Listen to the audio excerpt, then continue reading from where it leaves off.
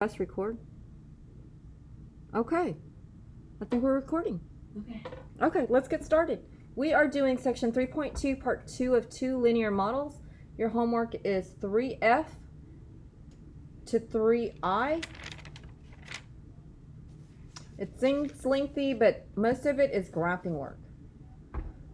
Okay, so remember what these linear formulas are. Remember, there is slope-intercept form, there is standard form, and there is point slope form. This is the formula for the slope, and we haven't done any of the other parts. So I'm going to look at you, Sindhu, so it will help you out. Because otherwise I don't know who I'm looking at. Okay, so let's say you have two lines, Sindhu. Do you agree when these two lines intersect, they will intersect at a point?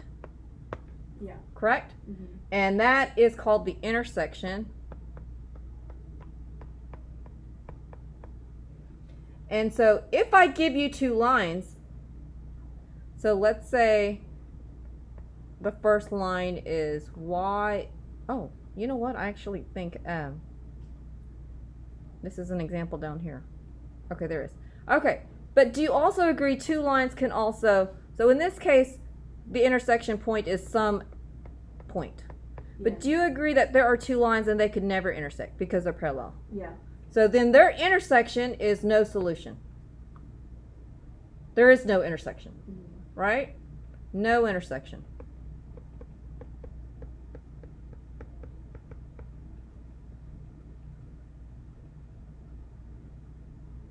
Well, the last case is that if you have line 1,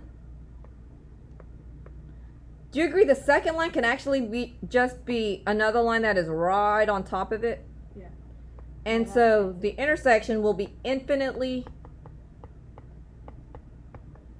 many points.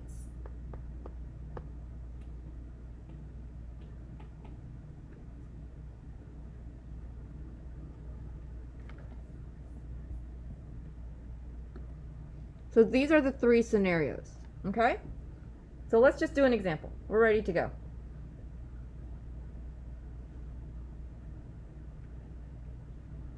So in this example, you have to use your GDC to find the point of intersection for each pair of lines. So let me clear all this. Did you write the two lines down?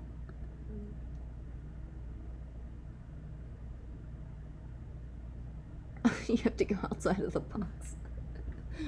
Okay, so I'm going to graph these two lines, okay? And you are too, or you can watch me just do it on the calculator. So 3x plus 1, that's the first line. And then the second line is negative 5x plus 3. So I am looking for the intersection, so press graph. Okay, so do you see how the point of intersection is somewhere around here? Yeah. But you can't sit here and actually tell me exactly, right? So we have to use right here. You see where it says calculate?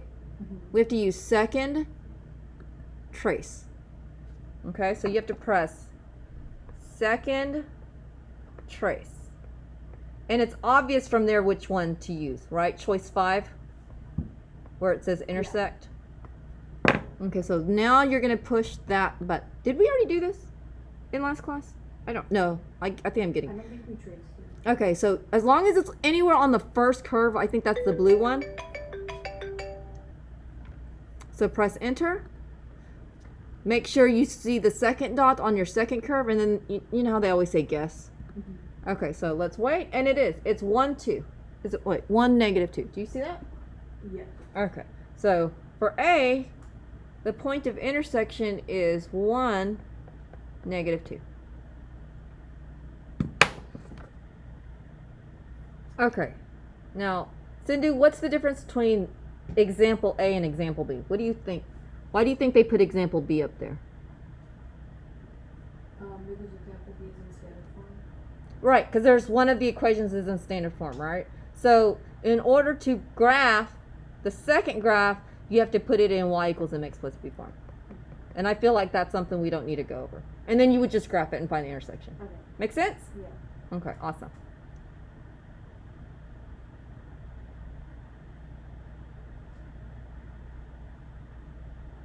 Okay, now let's look at this example. This is an equation and you have to solve, and they're very specific here. You have to solve by using your GDC.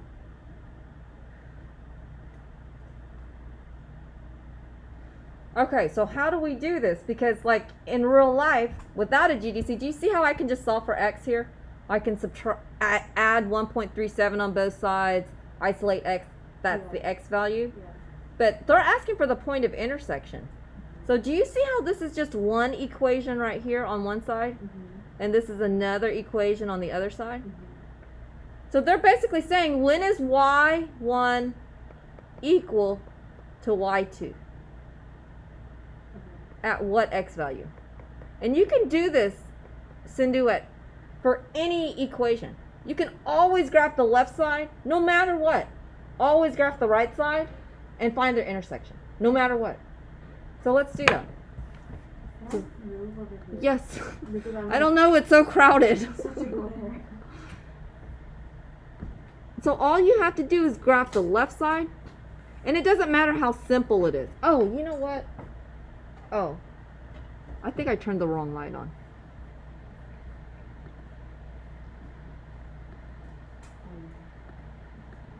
So the left side is the first equation. Because do you agree that's y1? We can just say, oh, let's let that be y1. Let's the other part be y2. And so all you have to do is treat those two things like separate equations. And I can't reiterate, this is the most important part because we're going to do this every year.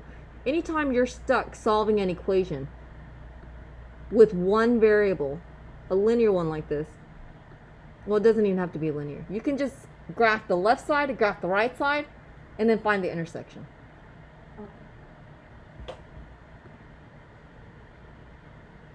Okay, so do you see how it's kind of out of our picture? Wait, let me make sure I typed this in correctly.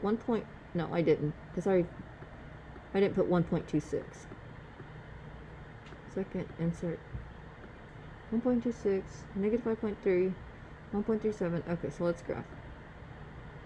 Okay, so do you see how it's kind of out of the picture?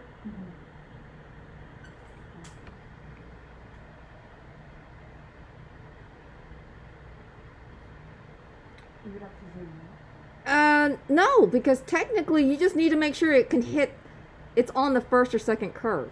But you can. So you can press second trace, right? We're going to find the intersection, which is 5. And I don't know exactly where it is on the first curve, so I'm just going to keep moving left and see if I can, oh, it's at negative 5 on the first curve.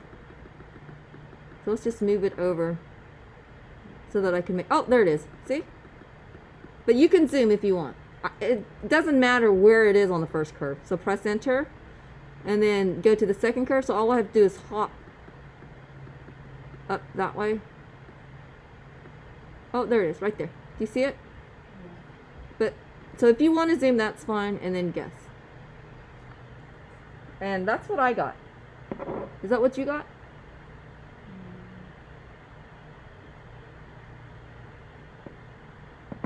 Mm. 15.89. Is that what you got for X? No. What did you get?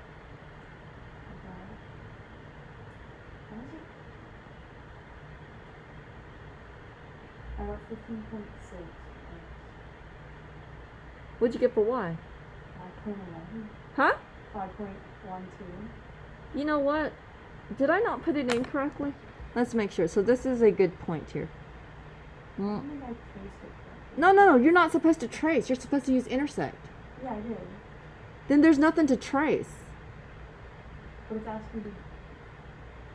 1.26x. Wait, minus 15.3. Minus. Okay, so I plugged it in correctly.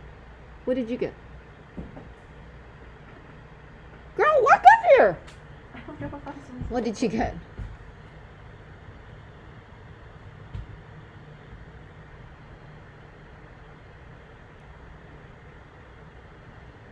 $1.26x.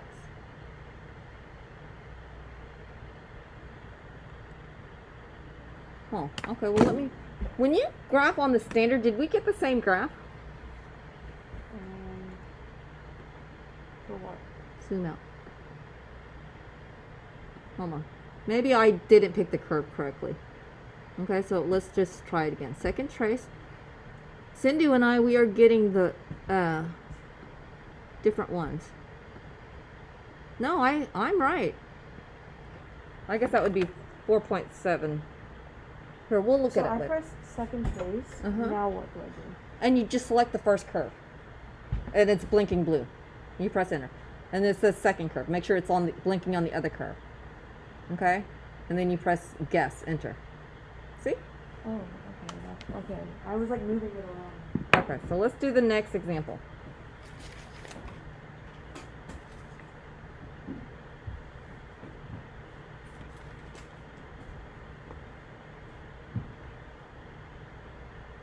I have no idea why this example's all the way down here.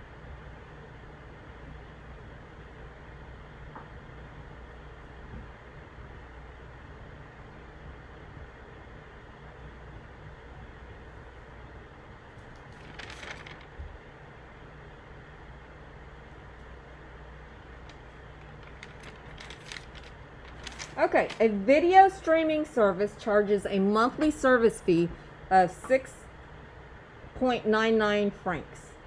Pounds. I don't know, I think it's pounds. And an additional 99 hundredths pounds for each 24 download rental of a premium movie.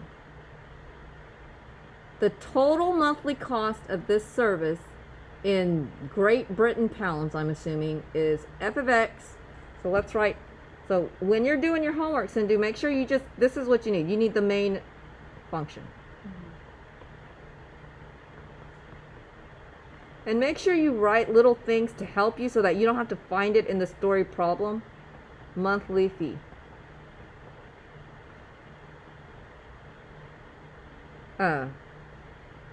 Each rental. And remember what X is. X is what? The number of rentals, right? So what is f of x then?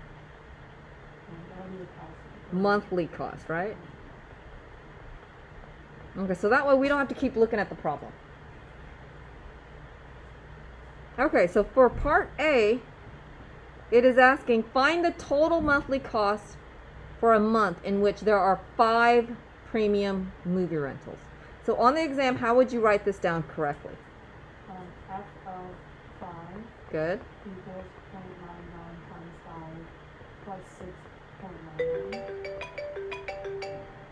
Okay, exactly. So tell me what you get.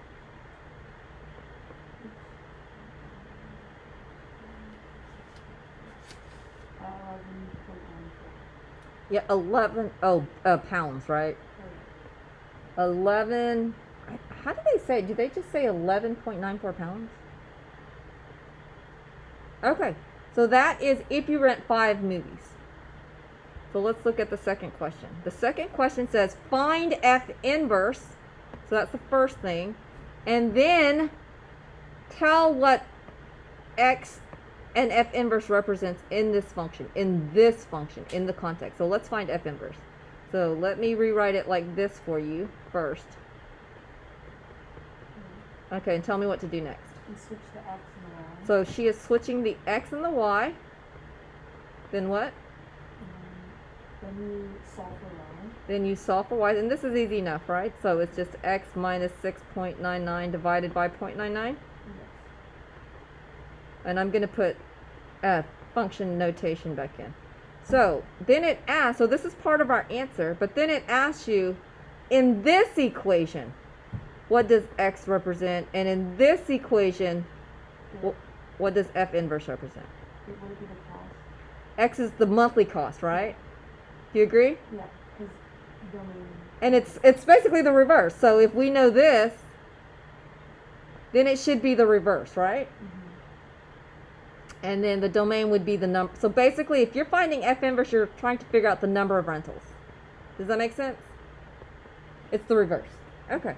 So then it says in part C, find the number of movie rentals in a month where the total monthly cost was 18.87 pounds. So at this point, Sindhu, I want you to know, on a regular exam, you can plug this information into here, right? Like technically you can put, oh, I know the total cost. And then I can just solve for X, right? Do you agree? This is probably the way you would do it. Would you actually find the inverse in this case? But because we found the inverse, we might as well just put it in here. Yeah. Does that make sense? Mm-hmm. So the X is the total cost. How much did all this end up being? 12 rentals? Yeah. Yep. 12 rentals. Any questions about that? Okay, the last thing we need to go over is the domain and range of linear functions.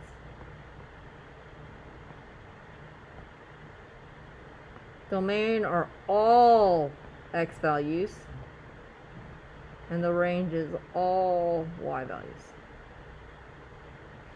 So in this year, you're going to be looking at a lot of graphs, and you have to do this forwards and backwards.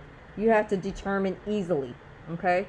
So any line that has steepness, and it doesn't matter left direction or y direction. Do you agree from left to right, the smallest x value is negative infinity? Because this line will go on and on and on. Even in this direction from left to right, this x value, right? Mm-hmm. So that's true. And do you agree also, this is the domain? Yes. And then the range is the same as well. As low, what's the lowest y value? Do you agree it'll be negative infinity as well? Mm-hmm. And high value will be also infinity? Yes. Okay, but let's examine lines that aren't. So let's draw this line right here.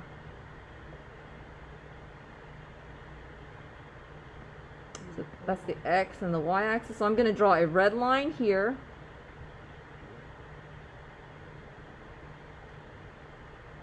And then I'm going to draw a green line. So let's just look at the red line. So this is not one with an actual slantedness. Okay, so what is the domain here? What are all the x values in this one? 2. Just 2. And that's what you would put. You would just put 2. What's the range?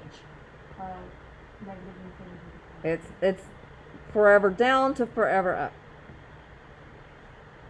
So let's do now, let me erase this line because it just looks crazy. So let's do this line. And let's say this is negative 1 right here. So now what's the domain? How far left and right does my green line go? Negative infinity to infinity, right? Mm-hmm. I think I'm messing up this notation. I just made that up. Okay. And then what's the range? Just negative 1. Does that make sense? Mm-hmm. And don't ever guess. Like if I give you an equation, okay? Mm-hmm. Don't guess. Don't go, oh, was this the one? Just actually know that's the horizontal line. Graph it out. And then it visually, domain and range is easier to see with the graph. Yeah. But for all lines, it doesn't matter what line I give you besides these. If I give you anything in this form, okay, or this form,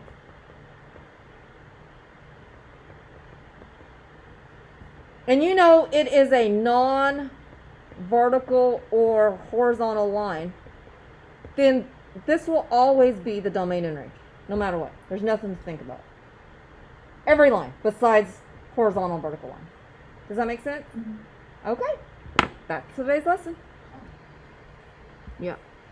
Okay, so I am going to